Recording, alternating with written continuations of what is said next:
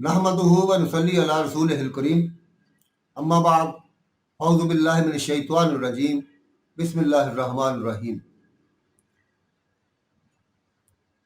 हज़रत सुहेल बिन साद रज़ी अल्लाह तआला अन्हु से रवायत है कि रसूलुल्लाह सल्लल्लाहु अलैहि वसल्लम ने फरमाया, अगर दुनिया अल्लाह ताला के नज़दीक मच्छर के पर के बराबर भी कदर कीमत रखती तो यहाँ किसी काफिर को पानी का एक घूंट भी पीने को ना देता।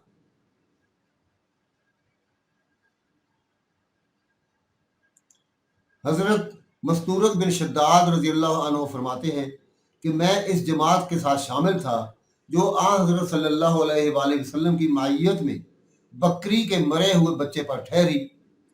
बस रसूलुल्लाह सल्लल्लाहु अलैहि वसल्लम ने उसकी तरफ इशारा करके फरमाया कि आप लोगों का क्या ख्याल है, इस मुर्दार को जब इसके मालिकों ने यहाँ फेंका तो ये उनके नज़दीक जलीलो बेकदर था या नहीं। सहाबा रिज़वानुल्लाह अलैहिम अजमाइन ने अर्ज किया, या रसूलुल्लाह सल्लल्लाहु अलैहि वसल्लम, इसके बेकदर और जलील होने की वजह ही से तो उन्होंने इसे यहाँ फेंका है। आप सल्लल्लाहु अलैहि वसल्लम ने फरमाया, दुनिया अल्लाह ताला के नज़दीक इससे भी ज्यादा जलील है जिस कदर के ये मुर्दा बच्चा अपने मालिकों के नज़दीक हकीर और बेकीमत है।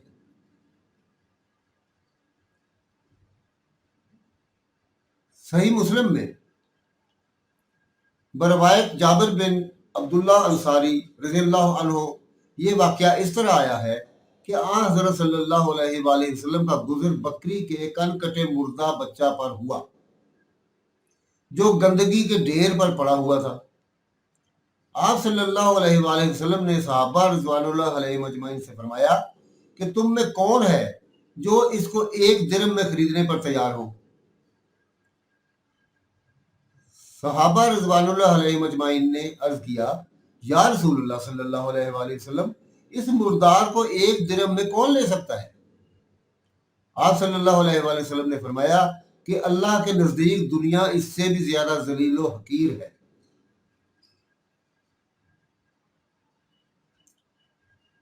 हजरत अबू हुरैरा रज़ियल्लाहु ताला अन्हु से रवायत है कि मैंने रसूलुल्लाह सल्लल्लाहु अलैहि वसल्लम को यह फरमाते सुना है कि दुनिया मलऊन है और जो कुछ इसमें है वो भी मलऊन है, सिर्फ अल्लाह ताला का जिक्र और इससे मुतल्लका चीजें और आलिम और दीन का तालिब इल्म इस मलऊनियत से मुस्तस्ना हैं।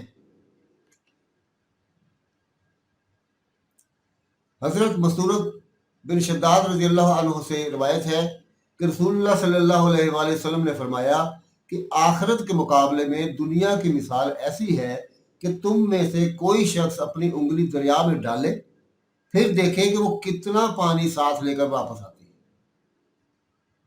मतलब ये कि पानी का जो कतरा उंगली को लगे इसकी जो निस्बत दरिया के साथ हो सकती है, और जाहिर है कि इसे दरिया से कोई निस्बत ही नहीं, बस वही निस्बत सारी दुनिया को आखिरत के साथ समझनी चाहिए। और ये मिसाल भी सिर्फ समझाने के लिए है, वरना दुनिया को आखिरत के साथ वो निस्बत भी नहीं जो कतरा को दरिया से हो सकती है, क्योंकि दुनिया फानी भी है और महदूद भी, और आखिरत लाजवाल भी है और गैर महदूद भी। जाहिर है कि फानी का बाकी के साथ और महदूद का गैर महदूद के साथ कोई मुकाबला नहीं। हक़ ताला शानहू ने अंबिया कराम अलैहिस्सलाम के जरिया इंसानों को जिन उलूम से आगाह फरमाया है इनमें से एक आखिरत का इल्म है। आम इंसानी अक्ल सिर्फ दुनिया तक महदूद है, आखिरत तक उसकी रसाई नहीं हो सकती थी। ये हक़ ताला शानहू की खास रहमत व अनायत है कि उसने अंबिया कराम अलैहिस्सलाम के जरिया बंदों को आखिरत के हालात से मतला फरमाया और आखिरत की दायमी और लाजवाल नेमतों के हासिल करने का तरीका इरशाद फरमाया।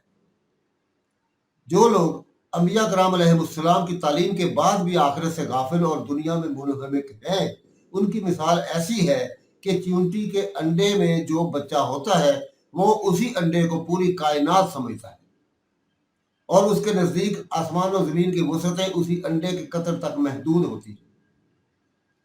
अगर उसे अक्ल शऊर हासिल हो और वहां उसे ये बताया जाए कि एक जहान ऐसा है جس کی وسعتوں کے ساتھ تیرے زمین و آسمان انڈے کے کھول کو کوئی نسبت ہی نہیں، اور وہاں کی ایک چھوٹی سی ڈبیا میں تیرے آسمان جیسے لاکھوں کروڑوں سما سکتے ہیں، تو وہ اس خبر پر کبھی یقین نہیں کرے گا، اس لیے کہ اس نے نہ تو باہر نکل کر دنیا کی وسعتوں کو دیکھا ہے، اور نہ اس کے محدود تصور میں یہ وسعتیں سما سکتی ہیں۔ ٹھیک یہی مثال ابنائے دنیا کی ہے کہ آخرت ان کی نظر سے اوجھل ہے، اور ذہن اتنا تنگ اور محدود ہے کہ وہ اس آسمان و زمین سے پورے پرے کسی چیز کا تصور ہی نہیں کر سکتا۔ یہی وجہ ہے کہ جو لوگ انبیاء کرام علیہ السلام کی معلومات اور ان کی سچی خبروں کا مضحکہ اڑاتے ہیں، حالانکہ وہ در حقیقت وہ مسکین انبیاء کرام علیہ السلام کی تعلیمات کا مذاق نہیں اڑاتے، بلکہ اپنی محدود عقل اور تنگ نظری کا ماتم کرتے ہیں۔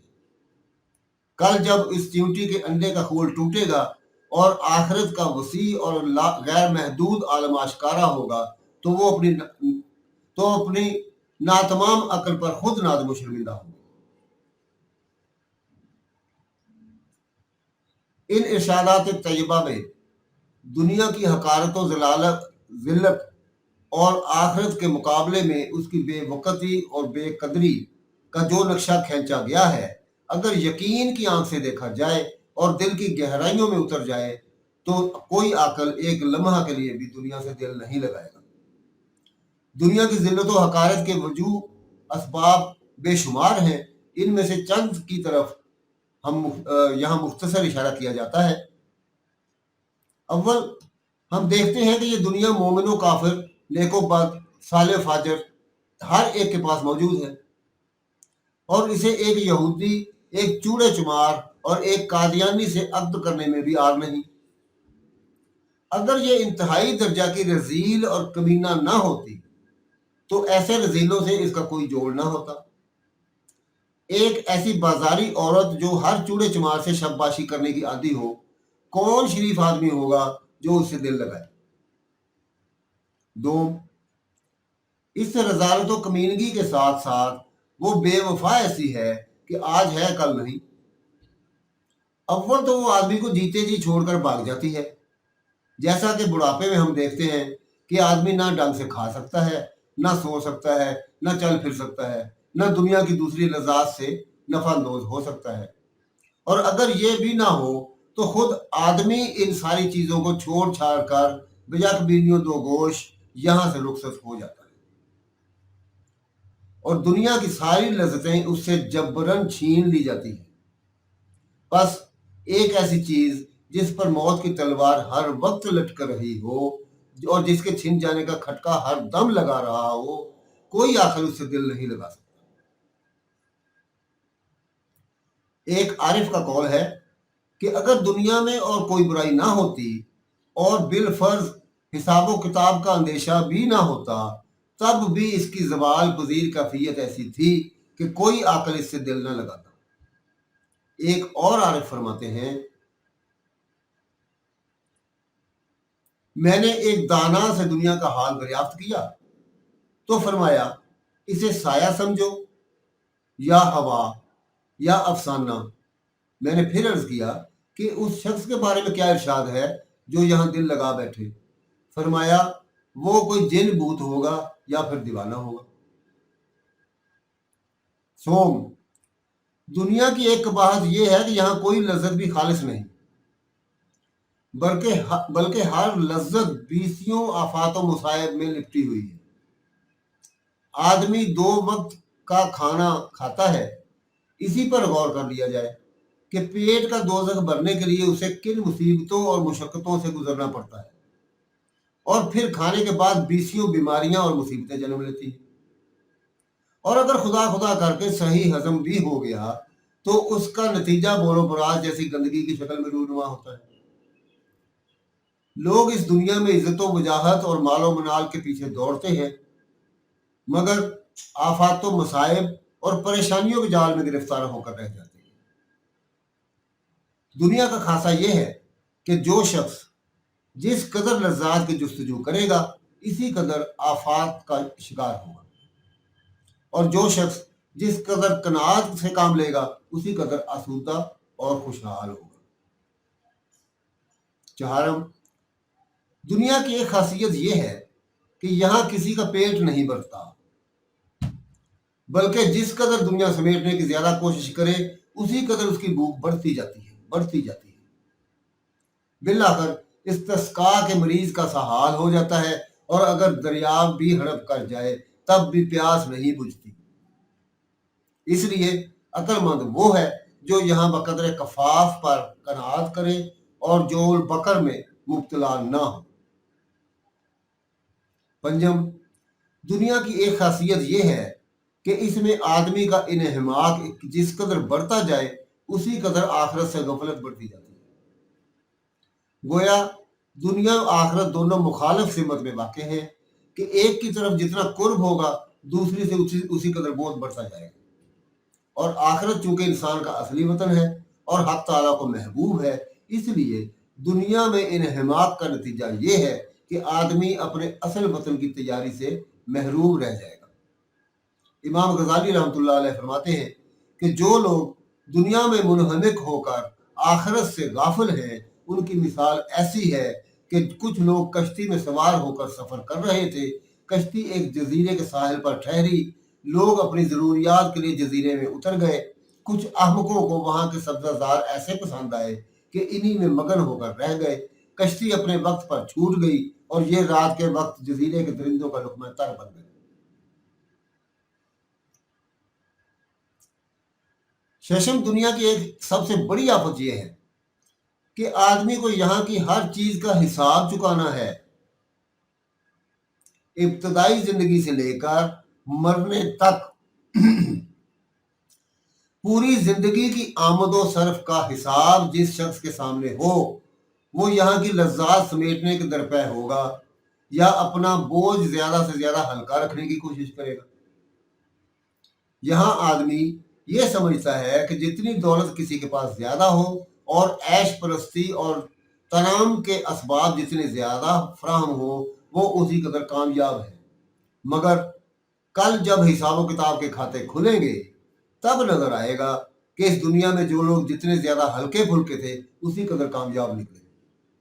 इसलिए यहाँ कामयाबी दर हकीकत नाकामियों हिलाकत है और यहाँ की नाकामी दर हकीकत कामरानी है।